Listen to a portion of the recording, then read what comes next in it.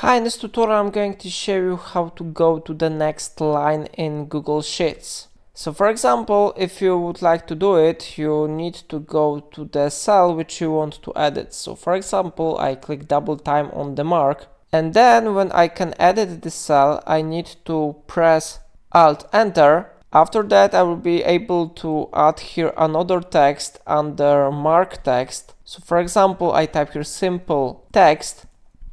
And again, I click Alt Enter to add another text, for example, new name, and then I press Enter. And after that, text with new created lines will be successfully added here. So how you see it really works? I recommend you to use Alt and Enter shortcut because it is a really useful method to make a new line in Google Sheets. If I helped you, remember to like this tutorial and subscribe my channel. Please let me know in comment if it's of your problem.